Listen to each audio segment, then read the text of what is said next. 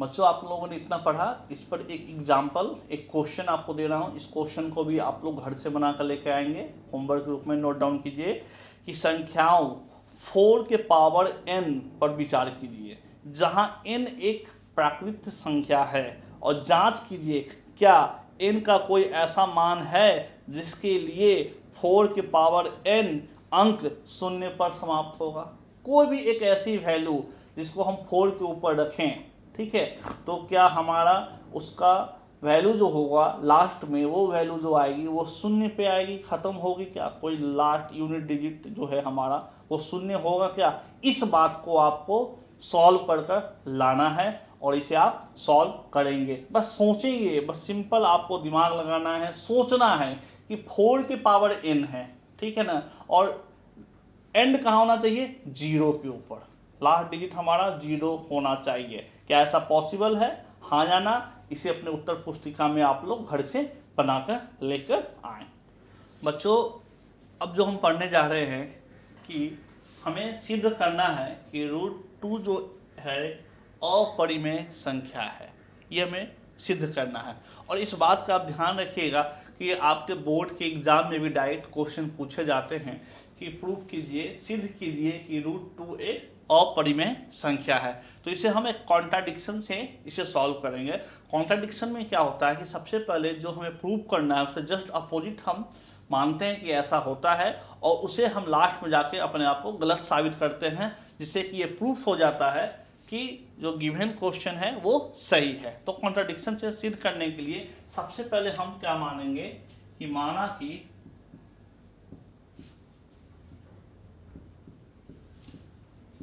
√2 एक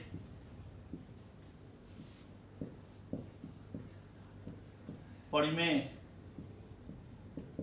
संख्या है, ठीक है। ध्यान दीजिएगा, हम इसे कॉन्ट्राडिक्शन से सॉल्व कर रहे हैं। तो सबसे पहले माना कि √2 एक जो है हमारा परिमेय संख्या है। तो परिमेय संख्या है, इसका मतलब क्या हो गया कि उसको हम किस रूप में दिखा सकते हैं, उसे हम लोग दिखा सकते हैं √2 = a/b के रूप में, ठीक है ना।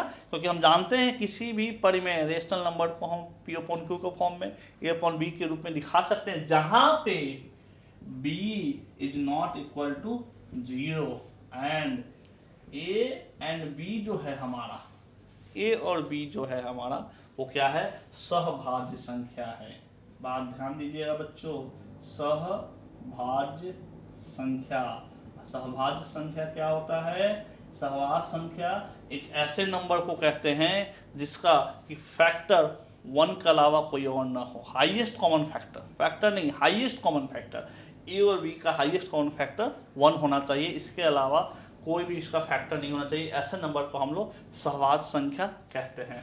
तो यहाँ से हमने लिखा कि √2 है जो हमारा a/b के फॉर्म में है। इसी चीज को हम लोग लिख सकते हैं कि √2, ये b = के इस साइड जाएगा, तो √2 × b = a, ठीक है, ये हम लोग लिख सकते हैं। अब दोनों पक्षों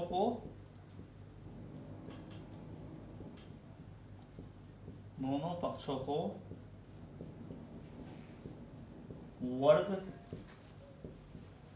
करने पर अब हम क्या करेंगे, दोनों साइड हम लोग क्या करेंगे, स्क्वायर करेंगे, वर्क करेंगे। समझ में आ गया, यहां तक कोई परेशानी आप लोग को समझ में आ गई बात। दोनों पक्षों को हम लोग क्या करेंगे, स्क्वायर करेंगे, वर्क करेंगे।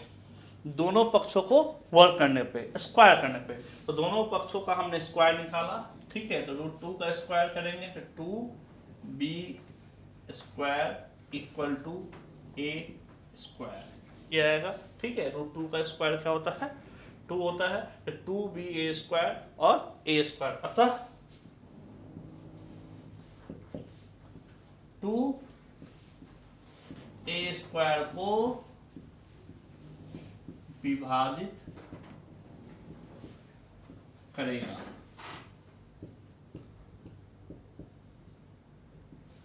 ध्यान दीजिएगा, तो यहाँ पे 2 है, 2 को हम इक्वल टू के इस साइड लेके जाएंगे, तो 2a² को क्या करेगा, विभाजित करेगा। इसलिए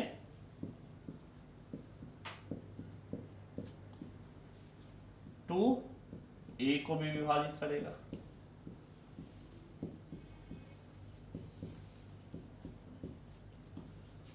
विभाजित करेगा या नहीं बच्चों, ये बताइए आप लोग।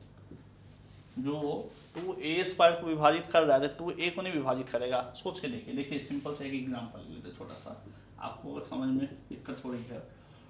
अगर हम 4 का स्क्वायर अपॉन 2 कर दें, इसका मतलब क्या होगा, 4 × 4 अपॉन 2, 2 × 2 = 4, ये आ गया 8। 2 4² को डिवाइड कर दिया। अब एक एग्जांपल ले लीजिए, 4/2, तो 2 से करेंगे तो क्या 2 टाइम्स में डिवाइड हो रहा है कि नहीं। तो 2 अगर a² को विभाजित करेगा, 2a² को विभाजित कर रहा है तो 2a को भी विभाजित करेगा, तो 2a को विभाजित कर रहा है। ठीक है, इस एग्जांपल से आपको समझ में आ रहा है, कोई परेशानी वाली बात नहीं है। गुड। तो अब यहाँ पे देख लिया हमने। अब हम क्या करेंगे कि अतः a का मान जो है हम 2c रख देंगे। a का मान 2c रखने पर, ठीक है, हम a की जगह कोई वैल्यू पुट कर देंगे। ठीक है ना, तो a की जगह वैल्यू पुट करेंगे तो क्या होगा हमारा, ध्यान दीजिएगा, ये 2b² है और a² है। a² की जगह हमने पुट कर दिया 2c², और 2c² जब हमने पुट किया तो क्या कहलाएगा, b² = 4c² अपॉन 2, और ये 2 टाइम्स में कट गया, तो b² = 2c² आ गया। यहाँ तो कोई दिक्कत आपको समझने में, ये समझ में आ गया। सबसे पहले हमने क्या किया, स्क्वायर किया था। स्क्वायर करने के बाद हम क्या देख रहे हैं कि 2 × b² = a² है, मतलब 2a² को क्या करेगा, डिवाइड करेगा। और 2a² को अगर डिवाइड कर रहा है, विभाजित कर रहा है, तो 2a को विभाजित कर रहा है। ठीक है, अब हमने क्या किया कि a = 2c रखा। ठीक है ना, a = 2c क्यों रख रहे हैं, इस बात को भी ध्यान दीजिएगा। ठीक है ना, a = 2c क्यों रख रहे हैं। अगर ये 2 से इसको डिवाइड कर रहा है, पूरी तरीके से विभाजित कर रहा है, तो हमारा जो नंबर होगा, जिस इसे विभाजित करने का मतलब क्या होगा, तो ऑफकोर्स वो 2 का मल्टीपल होगा। बात आ रही समझ में। तो हमने क्या रखा, a = 2c रखा, और a = 2c रखने पे हमारा क्या आ रहा है कि 2b² जो ऑलरेडी गिवन है, और a² की जगह पे हमने 2c पुट कर दिया। 2c का होल स्क्वायर करेंगे तो क्या आएगा, 4c², और b² = 2 हमारा मल्टीप्लाई हो रहा था, इक्वल टू के इस साइड गया तो 4c² अपॉन 2, 2 से 2 डिवाइड हो गया तो हो गया 2c²। तो हमारी वैल्यू क्या बच रही है, b² = 2c²।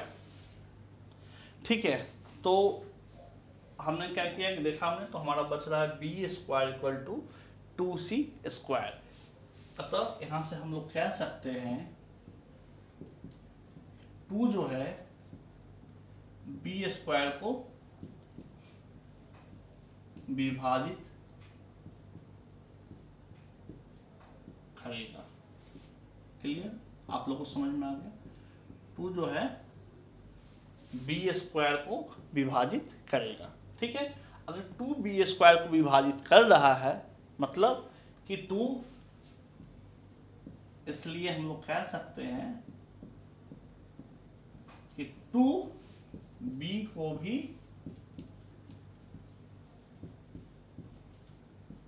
विभाजित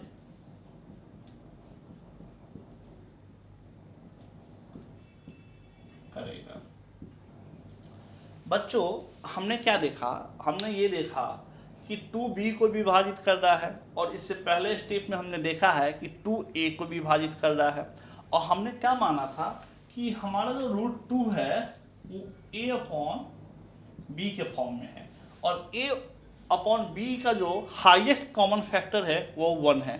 ठीक है, लेकिन यहाँ से हम क्या देख रहे हैं कि 2 से b को भी डिवाइड हो रहा है, 2a से भी डिवाइड, 2 से हम a को भी डिवाइड कर रहे हैं।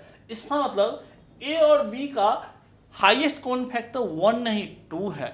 इसका मतलब जो हमने कॉन्ट्राडिक्शन लिया था कि √2 = a/b, मतलब √2 एक परिमेय संख्या, ये बिल्कुल गलत है, क्योंकि उसका हाईएस्ट कॉमन फैक्टर 1 के अलावा 2 भी है। इसीलिए यहाँ से सिद्ध होता है कि √2 एक अपरिमेय संख्या है।